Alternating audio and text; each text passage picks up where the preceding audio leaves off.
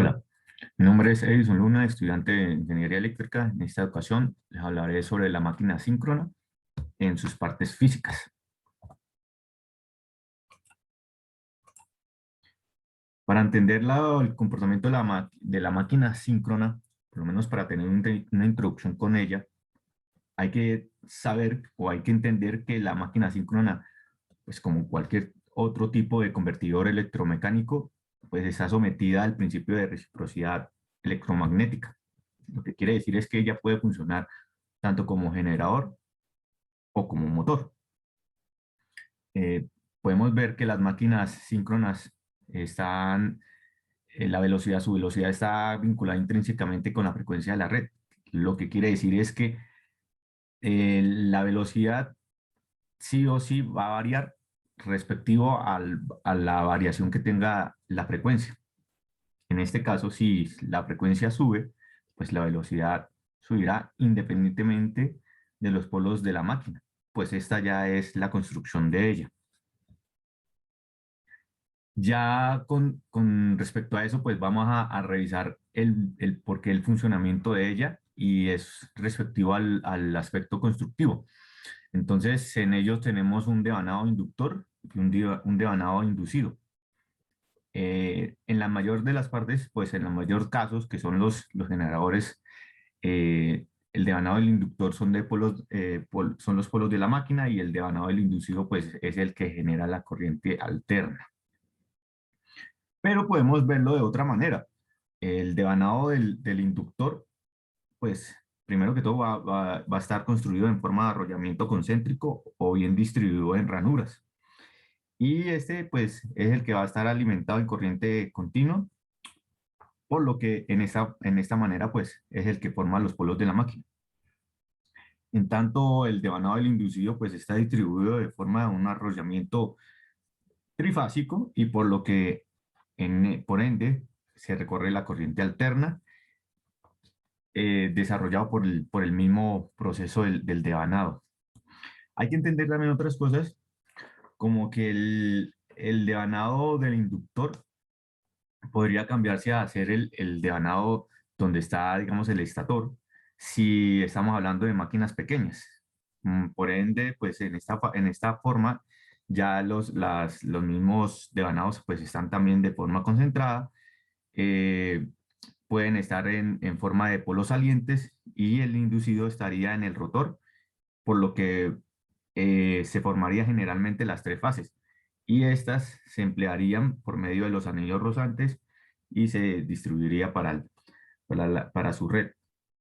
Por tanto, pues la máquina si son eh, de grandes potencias, más o menos hasta 1500 megavoltioamperios, pues los devanados se disponen de la manera como lo habíamos explicado al principio. Es decir, el devanado del inductor estará en el rotor y son los que generan los polos de la máquina, y el devanado del inducido estará en el estator, que son los que generan la corriente alterna. Entonces, si nos ponemos a revisar, en este caso tenemos un estator de polos salientes, ¿sí? Con un devanado concentrado y un rotor, digamos, liso o de polos lisos, ¿sí? Y su devanado pues va a ser concéntrico. Lo que miramos aquí pues son los anillos deslizantes, por los que si en esta parte estamos hablando de la máquina síncrona de baja potencia, estaríamos hablando que este estaría funcionando de la manera de como un motor, digámoslo de esa manera, como un motor. Entonces por aquí estaría recibiendo la corriente, la estaría generando como corriente trifásica.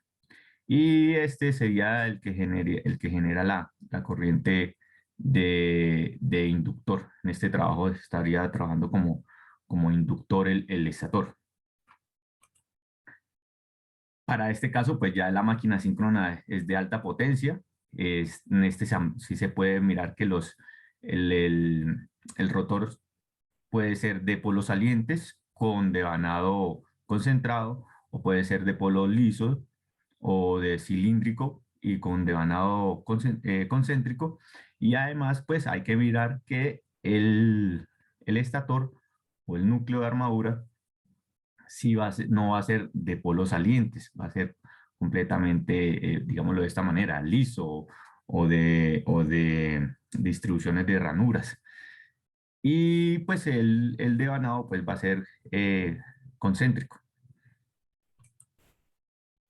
Y aquí podemos revisar cómo es un devanado en las diferentes funciones. Por ejemplo, para una máquina síncrona de baja potencia, que estaríamos hablando de un motor, revisamos que el devanado del inductor, del inductor, que en este caso sería el estator, pues está generado concéntricamente y no hay polos salientes en el estator.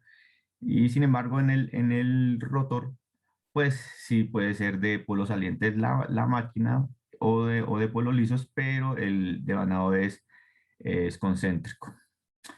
Y para una máquina grande, pues si nos damos cuenta, el rotor tiene polos salientes con un devanado concentrado, o sea, concentrado en cada uno de los polos. Y tenemos aquí el estator, que sería en este caso, pues para altas potencias, sería el inducido y el rotor sería el inductor. De acuerdo a esto, pues vamos a tener entonces unas partes de la máquina. Respecto a lo que habíamos hablado con respecto al devanado inductor y el devanado inducido, pues estaríamos hablando del estator y el rotor. Entre el estator, pues podemos revisar la carcasa, el núcleo de armadura y el devanado de armadura. Y entre el rotor podemos mirar las flechas o flecha, el rotor de polos de salientes o cilíndrico y los anillos deslizantes y escobillas.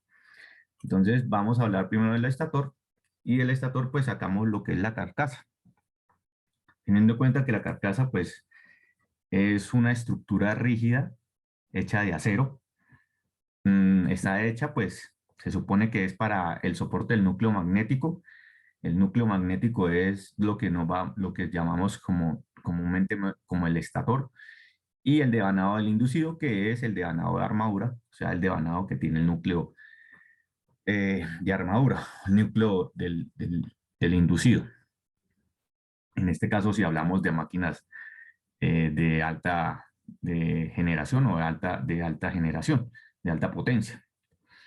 Si nos quedamos en las partes de la máquina de la carcasa, pues la carcasa tiene además pues unas tapas anterior, posterior, también son los que van a soportar el eje del rotor o la flecha. Va a formar el espacio para la caja de conexiones o de horneras, y pues también en algunos casos soporta el ventilador para poder hacer pues, valga la redundancia, la ventilación de la misma máquina. Si podemos notar aquí, esta es una máquina, una carcasa pues, de motor. Y pues aquí tenemos otro tipo de carcasas, un poco más grandes, claro, porque son para generadores. En este caso es una carcasa de un turbogenerador. Las carcasas de turbogeneradores siempre van a estar horizontales por la cantidad de velocidad que manejan los turbogeneradores, y las carcasas de los hidrogeneradores pues van a estar siempre de forma vertical, perdón. En esta pues es una carcasa un poco, es con una carcasa, tiene carcasa la hidrogeneradora, pero es de baja potencia. En cambio, cuando son de alta potencia, no tiene carcasa, sino tiene un cubrimiento que le llaman cueva para las hidrogeneradores y los turbogeneradores, que son la parte de carcasa de manera horizontal.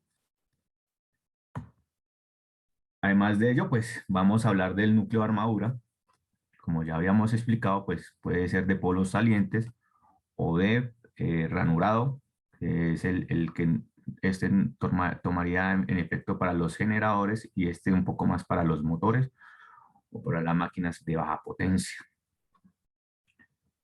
Entonces, pues hay que entender que el núcleo de armadura, pues, está formado por un conjunto de laminaciones de acero, pues, al silicio.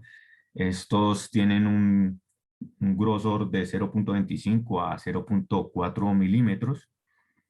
¿Con qué fin? Pues con el fin de que pues haya una mayor permeabilidad con respecto a la laminación de acero al silicio y pues eso para que pueda transportar una gran cantidad de flujo magnético durante el tiempo que pueda estar conectada y además está generada en conjunto de laminaciones porque lo que necesitamos es bajar las pérdidas por histéresis, es decir, no se forma un solo núcleo como si estuviera completamente sólido, porque eso nos crearía todo esto como si fuese un solo imán.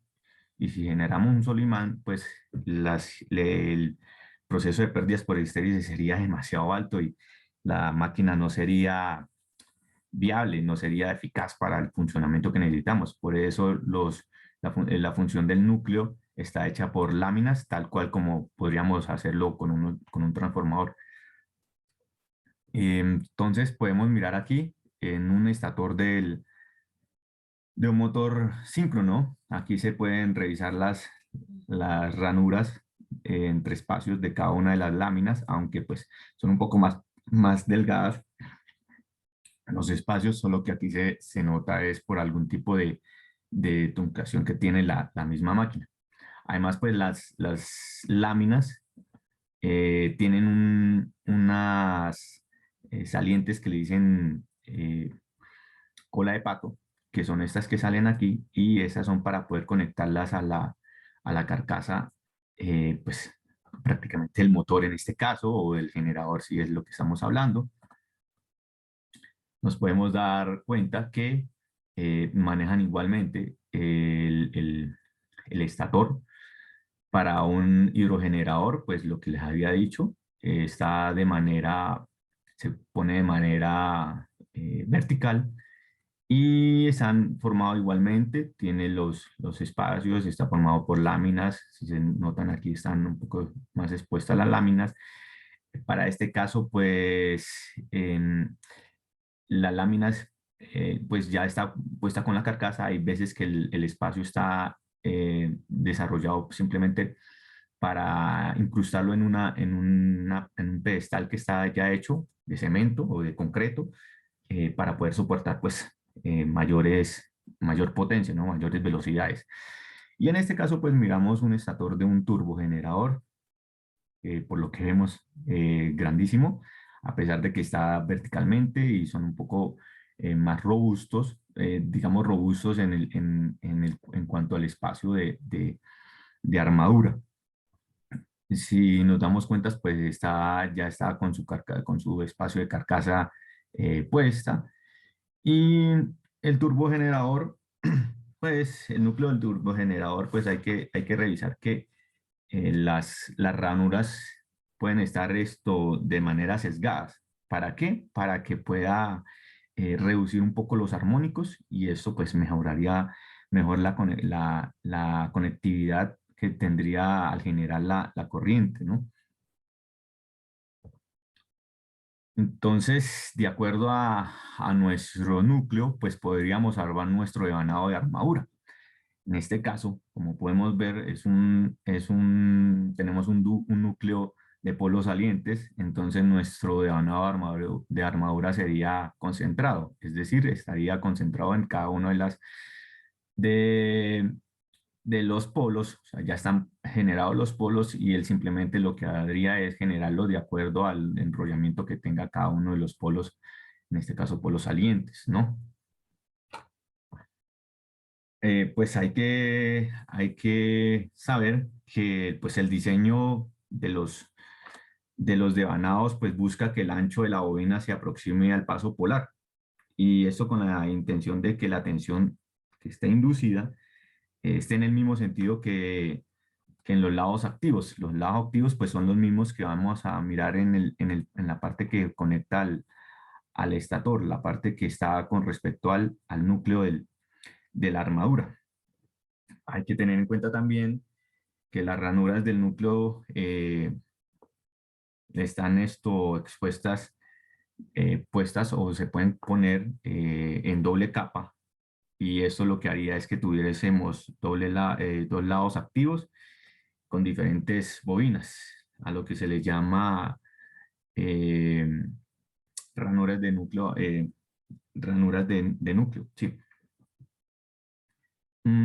Hay que expresar también que las bobinas en su forma de conexión, cuando esté en el devanado, para formar las máquinas trifásicas, tienen que estar 120 grados eh, respecto al tiempo, digámoslo, con respecto al tiempo, si se quiere decir, en los polos que pueda formar la ranura, si está en tipo ondulado o de tipo imbricado, ¿no? Entonces, pues para el devanado de la armadura hay que tener en cuenta qué cosas. Primero, que hay que formarlas con un tipo de máquinas, y en este caso son una máquina expansiva de bobinas, y que además en su estator o en el estator debe estar aislado con un recubrimiento aislante, que en este caso es un papel especial para poder evitar el contacto entre el núcleo y las mismas bobinas, aunque las mismas bobinas ya vengan con un aislamiento o un recubrimiento de aislante pues para evitar eso, pero eso no va a implicar que pueda manejarse mejor, y se forman todos estos papelitos para que pueda tener un mejor aislante con respecto al núcleo. Hay que tener en cuenta también que, por ejemplo, las bobinas son generadas de esta manera con una máquina expansiva. Si hablamos de máquinas, digamos, pequeñas o de baja potencia, para un motor es bueno, o para un generador no muy grande, no mayor a 40 megavoltiamperios.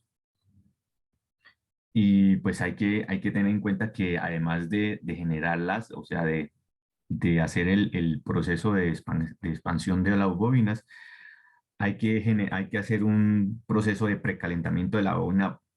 Esto se hace con corriente directa, y esto es para poder maniobrar a la hora de poder introducir los devanados en cada uno de las ranuras, ¿no? Hay que tener en cuenta que siempre es complicado, y hay que irla metiendo una por una para que pueda encajar bien en el espacio de las ranuras.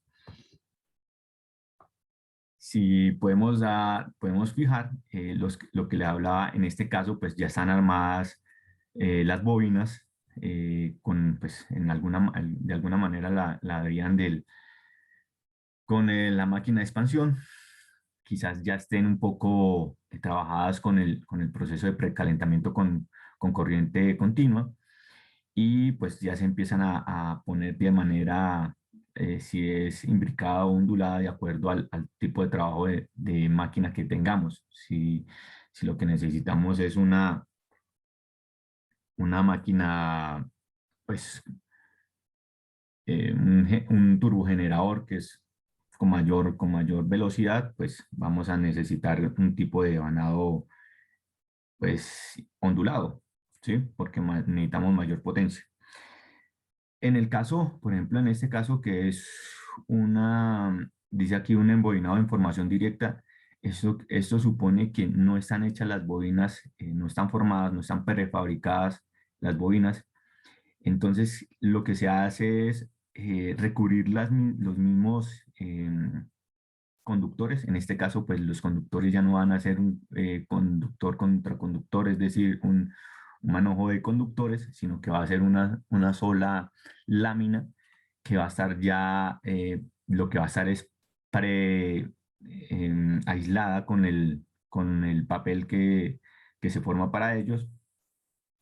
Y puede, en el caso que, digamos, esté ranurado, puede que esté ranurado sea muy pequeño, pues se hace de esa manera porque pues son máquinas que van a soportar demasiadas corrientes. Entonces, lo que necesitan, como son por potencias, eh, lo que necesitamos es que el mismo efecto de la potencia no se varíe. Entonces, de acuerdo a esto, de acuerdo a esto, vamos a necesitar eh, formarlas de esa manera y eh, también haciendo un precalentamiento y unas conexiones, pues allá al final, si se puede revisar, no tiene puntas, digamos, cabezas de bobina. Entonces estas se van a ir uniendo de acuerdo a, pues, a los papelitos que se quedan por aquí, que ya están identificados, y se van a poder formar las bobinas como tal. Eh, entonces, ahora para la parte del rotor, tenemos es la flecha. La flecha es prácticamente ese soporte del rotor y es la parte que, pues, que está diciendo que soporta los elementos de giro y por ende, pues, esto, pues, va a ser prácticamente nuestros rotores, ¿sí? Por en este caso, pues, cuando son de polos salientes, podemos hablar que la flecha está construida eh, por aparte del rotor o del mecanismo de inducción. Si el caso es de polos lisos, ya la misma flecha está constituida con el mismo rotor, perdón, y esto lo que va a hacer es que sea como una misma carcasa sola y está generada con el mismo núcleo de armadura para el rotor. En este caso, pues estamos hablando de un rotor de polos salientes, entonces la flecha no está unida a él, o sea, no es parte el rotor no es parte de la flecha. Pues si aquí nos fijamos, pues está unida por medio de algunos tornillos y en el caso pues tenemos unos polos salientes del cual pues generamos, esta es una máquina de 8 polos, ¿sí? O de 4 polos, ¿sí? De 4 polos del mismo o de 8 polos. Y esta sería para una máquina de un hidrogenerador. ¿Qué es, para qué sirve los polos salientes? Pues, pues ya decíamos que tiene un devanado concentrado que es con respecto a los polos que están saliendo ahí. Además, pues sirve para las bajas velocidades, por lo que son los hidrogeneradores tienen menores velocidades, y por eso pues se supone que los rotores de polos salientes no tienen perdón, son hechos a más de 4 polos, de 4 o más polos. Y además, pues hay que tener en cuenta que los polos están formados por láminas también, igual como hacemos como es el núcleo, láminas de acero al silicio y estas están constituidas o están hechas de 0.35 milímetros y lo que lo rodea, pues lo que le estamos diciendo es las mismas bobinas de campo, de vanado de campo, de excitación. Si nos fijamos ahora en este otro, es un rotor de polos lisos o cilíndricos, o sea que nuestra flecha está armada completamente, es una carcasa completamente con el mismo rotor. En estos rotores, pues hay que saber que no tienen más de 2 o 4 polos se forman aquí, teniendo en cuenta pues que el devanado de este rotor ya no es concentrado sino concéntrico y se va a formar los polos de acuerdo a su formación, que en este caso sería de forma ondulada, ¿sí? Eh, Esto para poder generar mayores corrientes, hablando de que esto es un rotor de un turbogenerador. Pues ya teníamos los devanados concéntricos para altas velocidades y un turbogenerador. Y pues el material que está hecho, eh, el rotor, pues es de acero.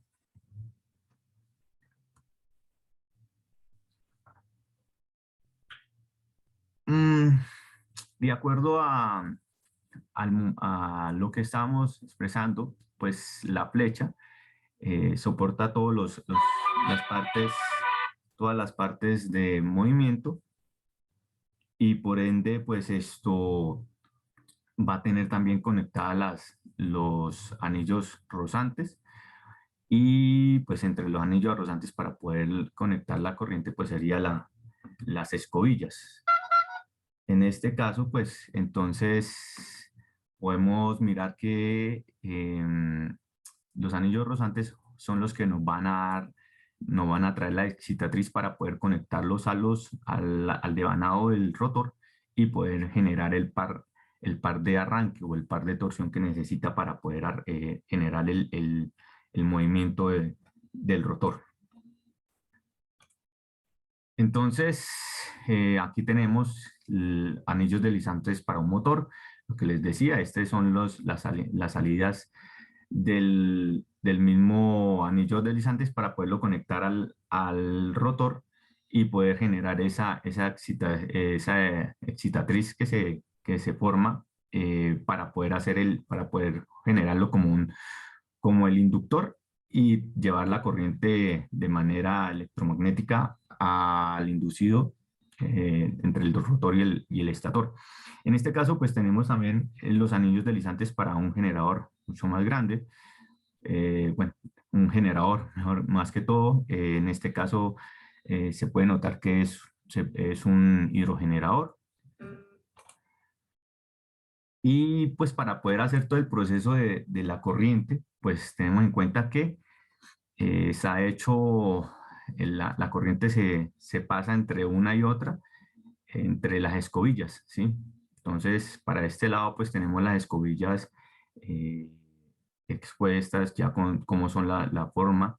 Y esta es la forma de cómo se puede conectar, por ejemplo, para este tipo de rotor sí, de rotor, cómo se conecta la corriente que se va a generar de acuerdo a la formación de las escobillas con los anillos rozantes y la conexión se hacen por este tipo de barras que van conectadas al mismo espacio de la, de la flecha. Aquí tenemos, por ejemplo, las escobillas de manera, digamos, tiene un espacio más conectado, ya tiene su espacio de máquina para poder conectar la excitatriz y poder generar el par de arranque que necesita el rotor para poder hacer la generación de energía en la máquina. Bueno, además de todo esto, pues hay que hablar de algo importante en las máquinas y que es el enfriamiento o la refrigeración de ellas. ¿Por qué? Porque estas siempre van a tener un problema de recalentamiento, sea en el mismo proceso de la transformación de energía. Recordemos que en el caso de las máquinas eléctricas, de pasar de eléctrico a mecánico o de mecánico a eléctrico, pues se van a producir pérdidas por resistencia, digamos, del aire, de los espacios que se están haciendo, y además se van a hacer pérdidas, digamos, por recalentamiento, y esto es por las mismas corrientes parásitas o corrientes de Foucault. Y pues, ¿qué es lo que va a hacer? Pues desprender un calor que es el que necesitamos dispersar para que la máquina siga funcionando en una óptima condición. Entonces, el enfriamiento puede ser por medio de aire o puede ser por hidrógeno o digamos, por agua hidrocongelada, agua de esta manera. Si miramos en el enfriamiento por aire, pues hay que tener en cuenta que el enfriamiento por aire es porque tiene una ventilación en el espacio, digamos, en el caso de que fuese, de que estuviera en la carcasa, pues aquí tenemos las rejillas y tenemos nuestra turbina de enfriamiento que va a ir conectada a la flecha y con el movimiento del rotor, pues él mismo va a generar su propio enfriamiento, trayendo aire, digamos, so- eh, inyectando aire a la máquina para poder esto establecerle enfriamiento al rotor. En el otro caso, tenemos otro caso que es un ventilador acoplado pero al mismo rotor. Es decir, que este se va a generar, aunque pueda estar un poco secado aquí, el mismo eh, ventilador o las mismas aspas que están introducidas en esta manera acoplada, lo que va a hacer es generarle ese aire suficiente para que pueda disipar un poco el calor que se pueda generar de acuerdo al movimiento que está haciendo, teniendo en cuenta que son máquinas de altas potencias, pues va a ser bastante calor lo que necesita disipar. En otro caso, pues tenemos el enfriamiento por hidrógeno. El enfriamiento por hidrógeno lo tenemos ¿de qué manera? Pues está sellada, la máquina tiene que estar completamente sellada, casi, por así decirlo, herméticamente sellada. Y este proceso del enfriamiento por hidrógeno lo podemos tomar como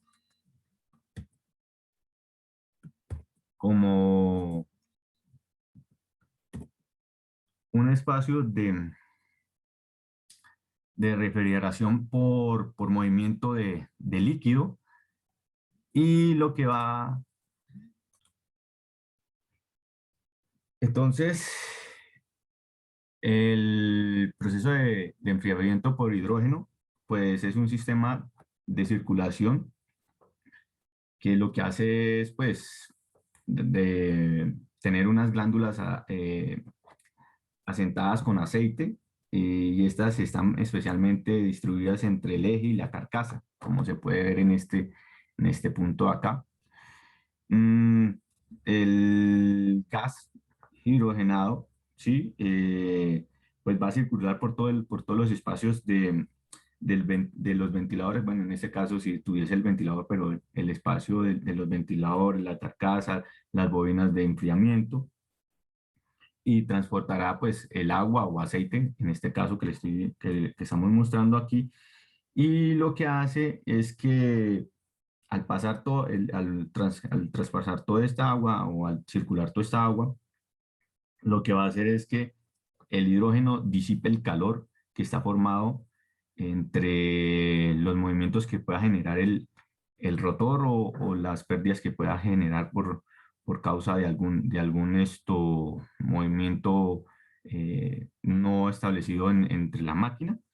Y esto va a generar una gran eficacia, o sea, lo que va a aumentar el tipo de enfriamiento por hidrógeno, lo que hace es que la máquina pueda aumentar a un 25 por más o menos un 25% su eficacia o su eficiencia de trabajo, ¿sí? En este caso, pues aquí miramos un generador con estructura cerrada y pues el enfriamiento por hidrógeno, pues lo, lo puede establecer o se puede transportar por todas estas eh, tuberías y válvulas que están conectadas al mismo, a la misma máquina.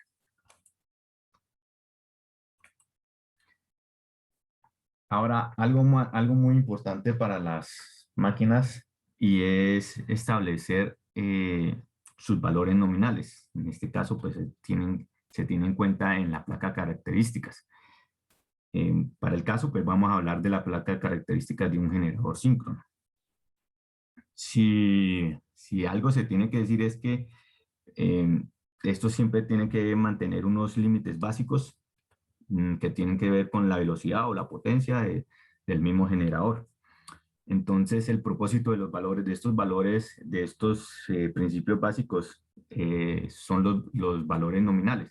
Y el propósito de estos valores nominales es proteger al generador del daño pues que pueda causarle en una operación inadecuada. ¿Con qué fin? Pues de que la máquina, si tiene ciertos valores nominales, estos se van a establecer en la misma placa de características y el, quien lo opere o el usuario no pueda caer en fallos a la hora de hacer funcionar la máquina. Entonces, la placa de características, pues no está numerada de esta manera, pero sí está, digamos, distribuida de alguna manera para poder entender qué es cada cosa. Por ejemplo, para esta placa de característica, que es un poco más, digamos, predeterminada, para la primera, pues tenemos el nombre del fabricante. En el segundo ítem, pues es el tamaño y la forma de cómo está construida la máquina. Para el ítem 3 puede estar la corriente, el tipo de corriente, si es corriente continua, corriente alterna, pues en este caso pues sería corriente alterna. La clase de máquina, ya si es trifásica o si es monofásica. El número 5 pues tenemos el número de la fábrica, número que tenga el motor de acuerdo a la fabricación. En el 6 pues va a estar la identificación de la conexión, es decir, si está en estrella o está en delta. En el 7 pues vamos a tener la tensión nominal, en este caso nos lo dan en voltios. Para el 8 tenemos la corriente nominal, igualmente la tenemos en amperios. Para el 9 pues vamos a tener la potencia y siempre para las máquinas síncronas pues nos van a dar la potencia aparente nominal. Y esa pues va a estar, que es el número 10, el tipo de unidades que serían en kilovoltiamperios o voltiamperios, aunque pues en mayor caso sería kilovoltiamperios. En el ítem 11 pues vamos a tener el régimen de funcionamiento, es decir, la eficacia que tiene el motor. En el 12 pues tenemos el factor de potencia. En el 13 pues ya se forma el sentido del giro. Y pues en el 14, si miramos aquí min, pues ese sería revoluciones por minutos, entonces sería la velocidad nominal que tenga la máquina. En el 15, pues miramos los hertz, es la frecuencia que tiene la máquina. En el 16, pues está la excitación de la máquina. Pues como es una máquina síncrona, la excitación siempre va a ser del tipo RR, que es, que es de una excitación de corriente continua. El 17 pues nos va a generar cómo está conectado el inducido, la forma de conexión del rotor. En el 18 tendríamos la tensión nominal de excitación, o sea, con la que se forma la corriente continua, con la que se está generando la corriente continua en medio de las escobillas. En el 19 pues ya tendríamos la corriente nominal de excitación o corriente de campo también llamada. En el 20 tendríamos las clases de aislamiento, que pues esas ahorita las veremos un poco más establecidas. En el 21 la clase de protección. Esa clase de protección esa IP siempre se va a nombrar porque está establecida por la Comisión Europea de Regulación Eléctrica. Y esta se siempre nombra con un IP y luego se formula unos valores aparte. El 22 se puede deducir que es el peso de la máquina y pues el 23 ya es unas cosas características, por ejemplo, el año de construcción y ese tipo de cosas un poco más establecidas de acuerdo a cada fabricante. Entonces, lo que les decía, el tipo de aislamientos, tenemos con temperaturas máximas de los devanados. Entonces, el tipo de aislamiento va a ser en tipo clase A, de 105 hasta 105 grados, de clase B hasta 130, el clase C hasta 155, el clase H hasta 180 y el clase 200 que hasta 200 grados centígrados. Esto pues van a manejar un tipo de material aislante y la forma de impregnar o de formarlo con barniz. Entonces el material, por ejemplo, para el A tenemos que es de algodón, de seda, de esmaltes de resinas. Para el B pues tiene unos tejidos de fibra de vidrio, aguantan un poco más, con micas, con un soporte de papel. Tienes cintas de fibra de vidrio y mica. Para el F pues tejidos de fibra de vidrio barnizados, compuestos de base polimida, esmaltes, barnices de poliéster modificado.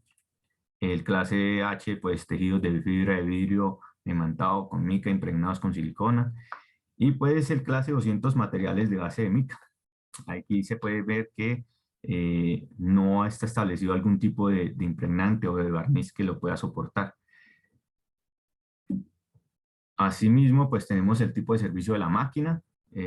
Puede ser servicio interrumpido con carga intermitente, servicio S7 que es interrumpido con periódico con frenado eléctrico, servicio S8 con un proceso interrumpido periódico con cambios de carga y velocidad relacionadas, un servicio S9 con variaciones no periódicas de carga y un S10 con cargas constantes. En esto, pues ya nos emplea un tipo de conexión, de potencia que pueda, digamos, que pueda soportar la máquina y por eso, pues, nos está dando el tipo de servicio que pueda soportar esa máquina.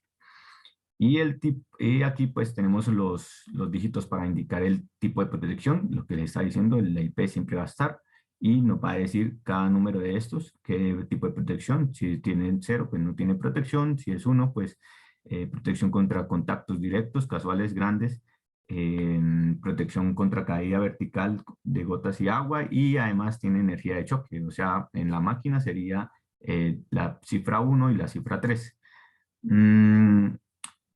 Por ejemplo, para otra máquina sería esta protección contra contactos directos de herramientas, hilos, protecciones, penetración y además de energía de choque. De pronto esto del rociado al agua quizás es por el tipo sería la carcasa, pero es el tipo de la máquina que pueda soportar.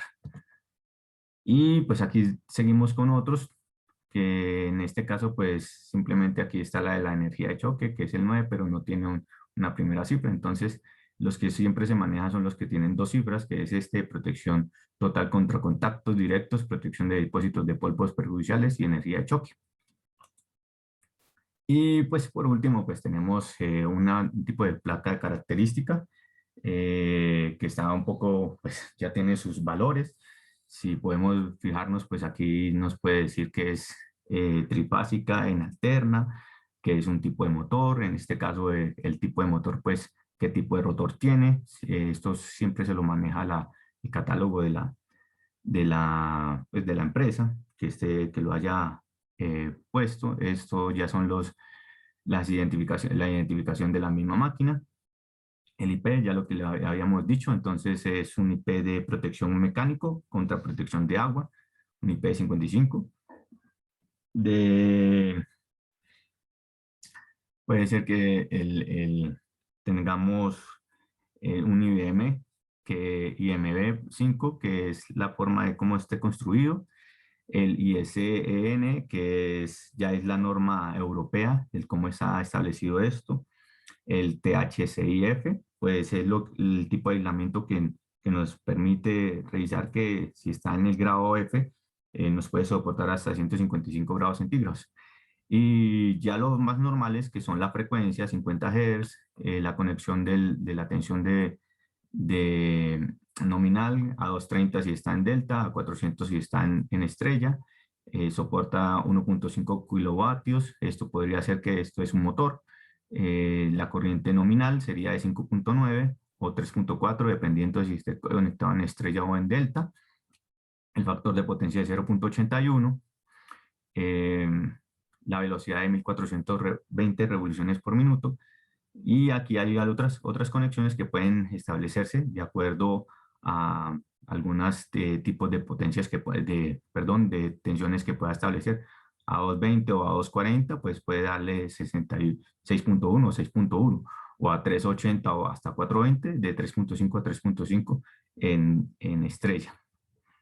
Y así tenemos nuestras referencias y culminamos esta exposición.